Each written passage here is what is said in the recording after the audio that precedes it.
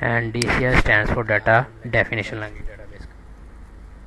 तो जैसे हमने फर्स्ट लेक्चर में दोस्तों दो तरीक़ों से डेटाबेस क्रिएट की, एक क्यूरी के थ्रू और दूसरा मैनुअली। और इस सेकंड ट्यूटोरियल में दोस्तों हमने जैसे ही टेबल क्रिएट किया एक क्यूरी के थ्रू और दूसरा manually. DCL stands for data control language. Start करेंगे वैल्यूज़ उन्हीं टेबल में क्यूरी के थ्रू भी और मैनुअली भी। चलिए स्टार्ट करते हैं जी अपना लेक्चर नंबर 3। सबसे पहले दोस्तों डेटाबेस पर क्लिक किया, उसके बाद न्यू क्यूरी पे क्लिक किया, मेरे पास आ गई क्यूरीज और वहाँ से सिलेक्ट होगी डेटाबेस। ठीक है, नहीं तो आप यहाँ पर क्लिक करके भी अपने डेटाबेस सेलेक्ट कर सकते हैं। And TCL stands for transmission control language. Query insert करते हैं जी क्यूरी अपने टेबल्स में। ये दोस्तों बेसिकली अभी मैं बेसिक लेक्चर करवा रहा हूँ।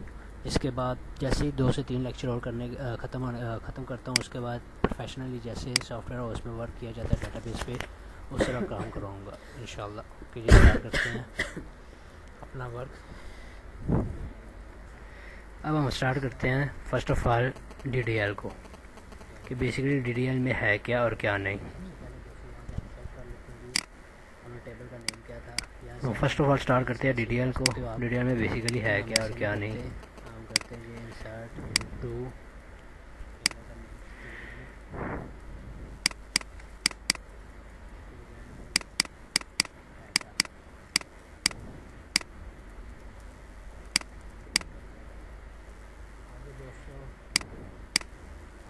सबसे पहले चेक करना। अब इसमें इंसर्ट करने के भी 2 तरीके होते हैं। एक तो आप डायरेक्ट इंसर्ट टेबल का नेम देने के बाद उसमें यहाँ पर डायरेक्ट कर दें वैल्यूज़। और सबसे पहले तो आपको पता होना चाहिए कि टेबल में कॉलम कौन, उसको चेक करने के लिए मैं यहाँ पर। अच्छा जी, अब हम करते हैं क्या, डेटाबेस में जाते हैं। एक क्यूरी के थ्रू भी और मैनुअल भी हम एक डेटाबेस क्रिएट करते हैं। मैं 2 तरीक़ों से डेटाबेस बताऊंगा। एक फर्स्ट ऑफ ऑल कि हम क्यूरी के थ्रू कैसे डेटाबेस क्रिएट कर सकते हैं, और सेकंड हम मैनुअल कैसे डेटाबेस क्रिएट कर सकते हैं कि हमें क्यूरी की लिखने की ज़रूरत भी ना पड़े और हम मैनुअली डेटाबेस क्रिएट कर सकें। तो सबसे पहले मैं क्रिएट करता हूँ डेटाबेस क्यूरी के थ्रू। और उसके बाद दोस्तों टेबल में वैल्यूज आपने इंसर्ट करनी है। तो मेरे पास क्या कौन से कॉलम है, स्टूडेंट ID मैं यहाँ से डायरेक्ट कर देता हूँ जी, ID है 1। और उसके बाद क्या जी स्टूडेंट नेम, मैं यहाँ पर नेम लिख देता हूँ TA। और उसके बाद जी स्टूडेंट एग्जीक्यूट करने के 2 तरीके हैं। एक तो फर्स्ट ऑफ ऑल मैं कंट्रोल E के थ्रू भी एग्जीक्यूट कर सकता हूँ, कोई भी आप एड्रेस एंटर कर सकते हैं, ठीक है। और एक F5 के थ्रू भी मैं कर सकता हूँ। एंड थर्ड वन कि मैं यहाँ से जाके एग्जीक्यूट के बटन पर क्लिक करता हूँ, देन भी एग्जीक्यूट इसको कर सकता हूँ। ठीक, अभी हमने एक तरीका तो हमने अपना लिया। अभी इसकी एक तरीका तो हमने कर लिया, क्रिएट किया क्यूरी के थ्रू डेटाबेस को एनी नेम के नाम से कोई भी। अब जैसे मैं यहाँ अपने सर्वर पर जाता हूँ, इसको जाके रिफ्रेश करता हूँ। रिफ्रेश करने के बाद मैं चेक करता हूँ डेटाबेस में क्या कोई एनी नेम की डेटाबेस बनी हुई है कि नहीं। यहाँ से मैंने देखा है एनी नेम की डेटाबेस बन गई। अब ये तो मैंने एक तरीका किया था जी क्यूरी के थ्रू। अब मैं चाहता हूँ जी नहीं, मैं क्यूरी के थ्रू नहीं मैनुअली करना चाहता हूँ डेटाबेस को क्रिएट। तो मैं यहाँ पर जाता हूँ, डेटाबेस पर राइट क्लिक करता हूँ, दोस्तों ये तो डेटाबेस क्यूरी के थ्रू हमने टेबल में data right click new database करते हैं जी। न्यू डेटाबेस पे जाके मैं आपको जिस सीक्वेंस में लेके जा रहा हूँ उसी सीक्वेंस से इसके 3 से 4 और इसके यहाँ पर कोई भी डिफ़ॉल्ट नाम दे देता हूँ। मैं यहाँ पर नाम दे देता हूँ जी फर्स्ट DB। जिस तरह काम होता है मैंने फर्स्ट DB एक नाम दे दिया, उसके बाद इसको ओके कर दिया।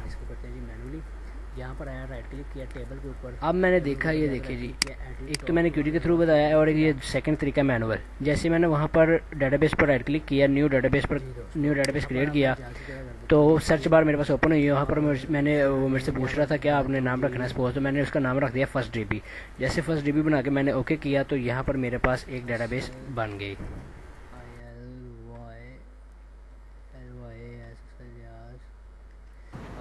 अब सबसे पहले मैं बैकअप लेने का तरीका बता रहा हूँ, ठीक है। बैकअप कैसे लेते हैं कैसे नहीं। सपोज ये मेरे पास डेटाबेस है नॉर्थ विंड या कोई भी मेरे पास डेटाबेस है सपोज, ठीक है। मैं अभी सबसे पहले डेटाबेस ले लेता हूँ, चले नॉर्थ विंड ले लो, नॉर्थ विंड की लेते हैं। इस पर राइट क्लिक किया, टास्क पर गया, टास्क पर जाकर मेरे पास ऑप्शन आ जाती है बैकअप की। एक ही होता है ये तरीका, ठीक है। यहाँ पर मैं जैसे ही क्लिक किया बैकअप पर, ठीक है, मेरे पास एक आ गई ये विंडो। एक तो है आप डायरेक्ट यहाँ पर ओके क्लिक कर दो तो वो खुद ब खुद ही बैकअप जनरेट कर देगा, या मीन्स के बैकअप ले लेगा। ठीक है, मैं चाहता हूँ ऐसा ना हो, मैं खुद से एक नाम या एक डेट या कोई भी चीज़ एक स्पेसिफिक या करंट पीरियड से एक डाटाबेस मीन्स के एक डाटाबेस का बैकअप लूँ। तो फिर मैं क्या करूँगा, यहाँ पर आऊँगा, रिमूव के बटन पर क्लिक किया, रिमूव, देन क्या करूँगा, ऐड पे, उसके बाद इस बटन पर क्लिक करूँगा थर्ड, और मेरे पास एक विंडो ओपन होगी। यहाँ पर मुझे करंट डेट का बैकअप का डेट या नाम वगैरह कुछ भी या कोई भी नाम आप रखना चाहते हो वो बताना होगा। मैं यहाँ पर आके कहता हूँ नॉर्थ 7, उसके बाद 06, उसके बाद 2017 डॉट बैक। जब मैं नाम देता हूँ मेरे पास रो इंसर्ट होगी। अब मैं जैसे ही यहाँ पर आया, यहाँ इसको कंट्रोल एस कर लिया करें या नहीं करना तो ना करें, कोई इशू नहीं है वैसे। और इसके बाद एग्जीक्यूट पर क्लिक करें, देखें जी थर्ड डॉट ये डेवलपर पाकिस्तान सर। यहाँ से दोस्तों ये मैंने आपको 2 तरीके बताए, एक क्यूरी के थ्रू इंसर्ट करने का और दूसरा मैनुअली। मिलते हैं जी नेक्स्ट ट्यूटोरियल में, तब तक के लिए अल्लाह हाफिज़।